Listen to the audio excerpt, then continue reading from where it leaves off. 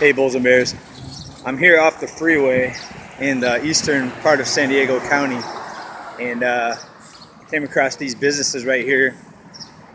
5 out of 5 are closed, and these were small businesses. I haven't been here in a while, but these were not national chains. These were small businesses. As you can see, 5 out of 5 in this strip mall are closed. There's one that still has some things in the window. Let's go look at that one.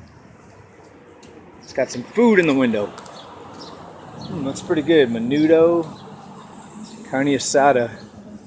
But as you can see, not much going on. It is closed. My friends,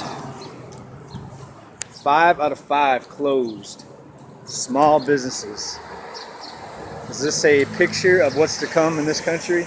And this is San Diego, a very busy street. East County, San Diego. Very busy area. A lot of traffic. 5 out of 5 closed. Stay tuned for some more financial economic news.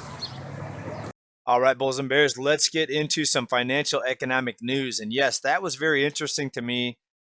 That particular little strip mall that I was just at in that previous video there, that was right off the freeway on my way to Alpine, a city called Alpine, California, which is pretty far east of San Diego, the city of San Diego, in San Diego County.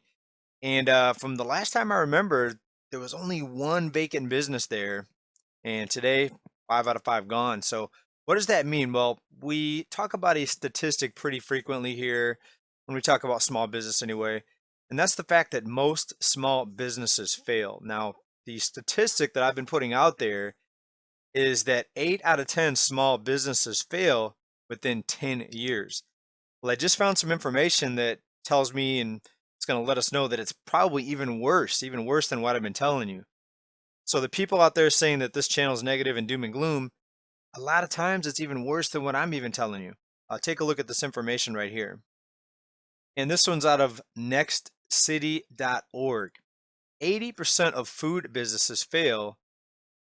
And take a look in this article. It doesn't take 10 years. I've been giving you the statistic that 80% fail within 10 years. 80% of food businesses fail within the first 5 years. In the first 5 years. So all of the people screaming for higher wages, of course, higher wages would be nice. Not having out of control inflation would be even nicer. Then you wouldn't have so many people screaming for higher wages. But when you do pass a law, when they finally do pass a requirement that businesses pay more, what's it going to be? 90% of small businesses fail, 95%, 100%? Is it just going to be Del Taco and Taco Bell as far as taco shops? Those aren't really taco shops, but we looked at that empty restaurant in that strip mall, one of them where it was a taco shop. So when this is all done, when this carnage is done, when the punishment is finished being dished out, will there even be any small businesses able to survive? Because when you have runaway inflation, you're going to have more people calling for higher wages. Not all businesses can afford to pay higher wages. Most small businesses fail, as you know. So in the end, is it going to be just a few, mega companies that are going to dominate everything? Well, that looks to be the direction that it's headed. And it doesn't mean that tomorrow or next week that all these small businesses are going to be gone. But we do see the trend and where it's headed, and this is pretty dangerous. And that's just one of the symptoms of out of control inflation and out of control bankers that are bent on never ending rising prices, that are bent on never allowing price corrections or deflation to happen, because that's quote unquote a sign of a bad economy when prices are dropping. That's what they tell you. That's what they want you to believe. All right. So what they could do is they could just step out of the way, let something called the free market determine where prices should fall or where prices should end up. In most cases, they'll fall. That's what happens in a bubble economy. Markets, the cost of living, the price of everything is much higher than it really would be if you had a sound money free market, a non-interventionist system. But we see nothing but intervention, right? All of the the mortgage-backed security purchases, the money printers buying corporate debt, the money printers controlling interest rates, the money printers setting interest rates, buying treasuries to impact mortgage rates, etc. Right, and that's also a symptom when banks do not need your money. Banks do not need your money. If they needed your money, they would offer much higher interest rates for you to put your money in their bank, in their savings or checking accounts. That way they have money to loan out. But when you have endless amounts of digital money that can be pumped into the banks, or the banks can just lend out the money out of thin air in digital form, they don't need your money. So there's no reason to reward savers for putting their money in the bank. So what this does, this actually punishes savers and rewards speculators. And we've seen the big investment firms, the hedge funds, rake in record profits, the trading desks at most major banks, record profits. We know that 90% of the stock market is owned by the top 10%, the mega rich. And the people, just like in our previous video, the people need to go out to casinos in most cases, and we saw record casino profits, which equals record losses for the people at these casinos in the third quarter, record casino profits, like we talked about just in that previous video right there. All right, so what does that say about the people? I think most people know that most of the time at the casino you're going to lose, but yet people are still spending record amounts of money at a casino, at the casinos in general, and going to places like lost wages and gambling. Right? So on one hand, you feel sorry for people that are in a tough financial position. Of course, there's people out there that need help. We feel sorry for them. We wish we could help them. But on the other hand, when you see people's behavior and how they're willing to just spend money knowing that they're going to lose in most cases, it makes it really hard to feel sorry for some people.